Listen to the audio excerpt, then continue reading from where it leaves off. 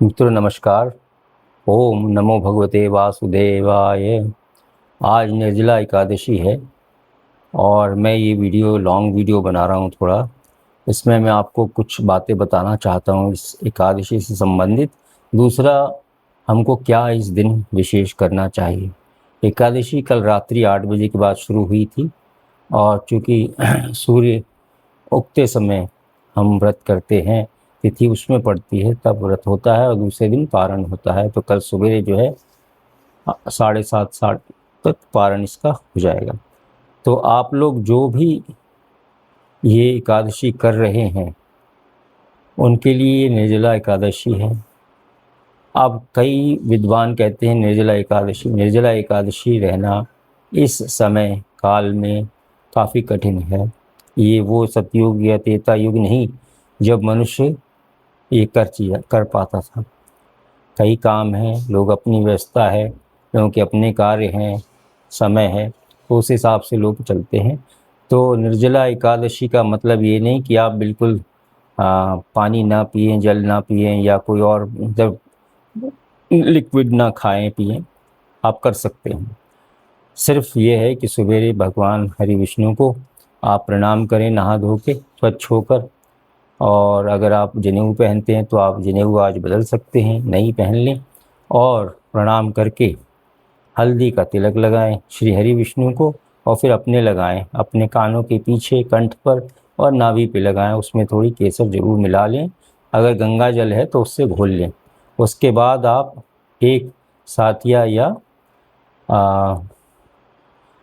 स्वस्तिक बना लें अपने घर के मेन दरवाजे पर। वही हल्दी और केसर का जो पेस्ट आपने बनाया है उससे कर लें और श्री हरि विष्णु का जहाँ आपने मंदिर या स्थापना की है, जहाँ भी रखा है शालिग्राम रखा, उसके ऊपर एक स्वस्तिक हल्दी वाला केसर वाला मिक्स जो है उससे बना लें।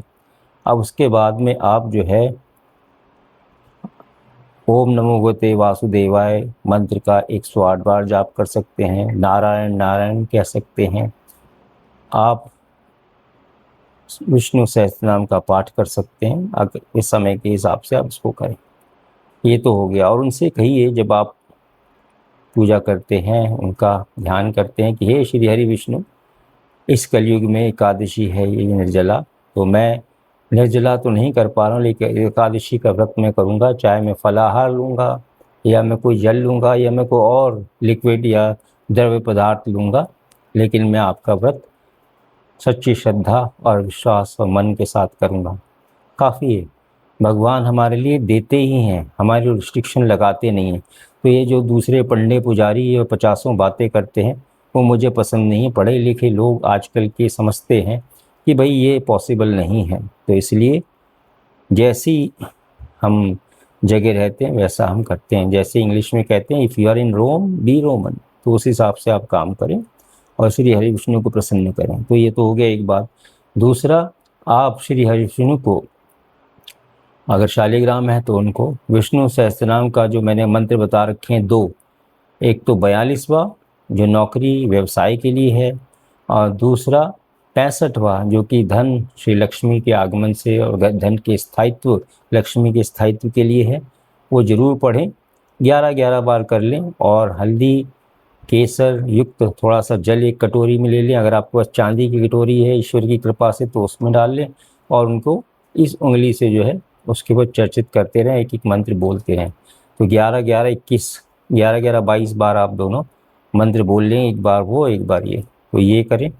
दूसरा आज जो है विष्णु सहस्त्रनाम का पाठ जरूर करें अगर आपके पास समय है। आपके घर में कोई है, आपकी पत्नी है या बड़े बच्चे हैं वो कर सकते हैं, आपके पिता हैं माता हैं वो कर सकते हैं, तो इसको करें। दूसरा, दान की बात, तो आप दान अवश्य दें। तो आज के दिन जो है मुख्य दान, चूँकि निर्जला एकादशी है इसलिए ऐसा है कि हमको मिट्टी का कोई बर्तन जो पानी पीने का या ठंडा पानी करने का या तो सुराही या मटकी ज़रूर दान देना चाहिए।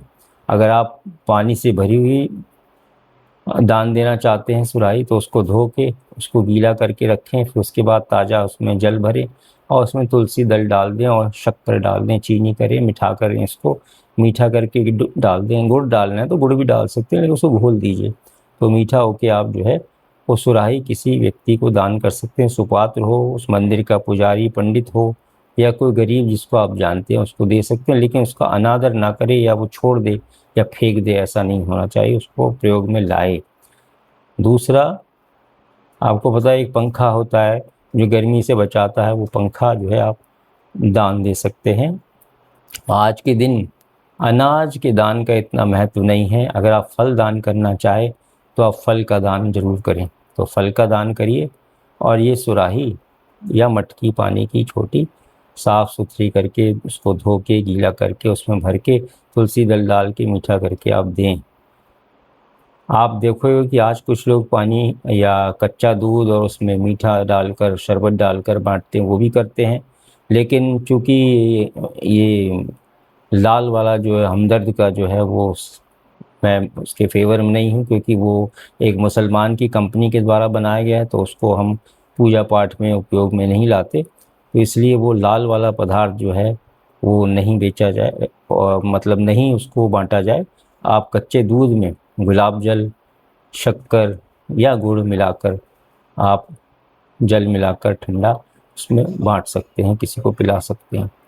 तो ये कार्य आप कर सकते हैं, या मंदिर में जो है आप कंट्रीब्यूट कर सकते हैं, जिससे कि वो उस तरह के कार्य करें। मैंने हमारे मंदिर वालों को भी ये कह दिया कि जो है वो हमदर्द वाला प्रोडक्ट जो है वो नहीं लाएं, और ये गंगा जल में मिला के, गुलाब जल मिला के बनाएं और उसको कच्चा दूध डाल के बांटें। ऐसा मैं करना कह चुका, तो इस प्रयोग को करें। कल इसका पारण होगा। जो लोग कुछ खाना चाहते हैं वो खा सकते हैं, ऐसे कोई रिस्ट्रिक्शन नहीं है। इसमें सिर्फ अनाज नहीं खाना है, आप फल को प्रेफर करें, वो ज़्यादा अच्छा रहेगा। जल कम से कम पिएं, पिएं ज़रूर। दूध पीना है तो दूध भी पी सकते हैं, ऐसा कुछ नहीं, चाय पिएं। और श्री हरि का नाम आप जपते रहें। सबसे बड़ी चीज़ जो है नाम जप है, ये याद रखें। और कलयुग में तो खासकर नाम ही सहारा है। तो आज राम रामेति रमे रामे मनोरमे सहस्त्र नाम तातुल्यम राम नाम वरान्य। इस मंत्र का आप जितना दिन भर में जाप कर सकते हैं, मन मन चलते फिरते, काम करते हुए, अपने बात करते हुए, बच्चों से बात करते, अपने ऑफिस में, अपने व्यवसाय में, इससे बढ़िया कोई चीज़ आज हो नहीं सकती। तो फिर से मैं कहता हूँ कि कोई रिस्ट्रिक्शन नहीं होता। ये सब विधि विधान आज के युग के लिए इतने कठोर हैं कि लोग नहीं कर पाते। इसलिए धर्म ध्वजा से जुड़ने के लिए, सनातन से जुड़े रहने के लिए इन उपायों को सरल बनाया जाए, ताकि जो है ये पंडे पुजारी जो फिजूल की बातें करते हैं वो लोगों को धर्म से, भक्ति से और ये मार्ग से सनातन के दूर ना करें कि भाई मैं नहीं कर पाऊँगा एकादशी। ऐसा नहीं है, सब कर पाएंगे और सब करें, मैं तो ये कहता हूँ। ठीक है, सच्चे मन से श्री हरि को जपें, और हरि तो देते ही हैं, पूरी दुनिया को चलाते हैं। तो सब सनातनी भाई बंधु जो भी भारतवर्ष में हैं वो प्रार्थना करें श्री हरि, जिस तरह अपने हरयुग में हिरण्यकश्यपु, रावण, कंस, बलि, इनका वध किया और सनातन की धर्म ध्वजा लहराई, उसी तरह से भारत में भी सनातन की धर्म ध्वजा लहरे, भारत एक हिंदू राष्ट्र बने, और जो सनातन द्रोही हैं उनका वध हो, ऐसी प्रार्थना मैं स्वयं श्री हरि से करता हूँ। और आप भी चाहें तो उसको करें, ये ज़रूरी है, क्योंकि भारतवर्ष की जो आज स्थिति है बहुत ठीक नहीं है। दुख होता है देख के कि हम एक हज़ारों साल पुरानी परंपरा है जिसका आज हमारा हश्र ये है कि हमको किस तरह हमारे से सरकार और दूसरे लोग व्यवहार करते हैं। तो फिर से श्री हरि के चरणों में प्रणाम करते हुए मैं आपको कहता हूँ ज़रूर व्रत करें, और कमेंट्स में मुझे लिखें कि कैसा रहा आपका व्रत। और बाकी जो मैंने वीडियो डाले उन पर भी कमेंट्स करें, मुझे आपकी कमेंट्स का प्रतीक्षा रहती है, उसमें कुछ सीखने को मिलता है, या मैं कुछ जवाब देता हूँ तो आपको कुछ पता चलता है। इसलिए हमारा आपस में कम्युनिकेशन जरूर बने। और जहाँ तक ज्योतिष की बात है, वो चैनल के बारे में हम बातचीत कर रहे हैं, पैनल बनने जा रही है, और जैसा कि कल मैंने एक शॉर्ट में बताया था उसको हम आगे लागू करेंगे। पढ़े लिखे लोग हैं, अच्छे प्रबुद्ध वर्ग के लोग हैं, वो जुड़ेंगे, उनको पता है ज़्यादा इसके अंदर ढोंग नहीं है, सनातन है, सनातन हमेशा साइंटिफिक है। तो इसलिए इसमें आप लोग ज़रूर भाग लें। फिर से आप सबको इस निर्जला एकादशी की शुभकामनाएं। और चूँकि अधिक मास होने की वजह से 13 महीने हुए इस साल में अंग्रेजी वर्ष में, तो 2 एकादशी आपको ज़्यादा मिली। 22 एकादशी 24 एकादशी होती हैं साल में, हर महीने में 2, तो ये जो है इस बार 26 एकादशी हो गई। तो ये भी एक सुखदाई है कि आपको एक्स्ट्रा एकादशी मिली जिसका आप व्रत कर पाए। मेरी श्री हरि विष्णु से यही कामना है, आप सबको स्वस्थ रखे, सकुशल रखे, माता लक्ष्मी आपके घर में पधारे और स्थायित्व दें। ओम नमो भगवते वासुदेवाय। नारायण नारायण नारायण।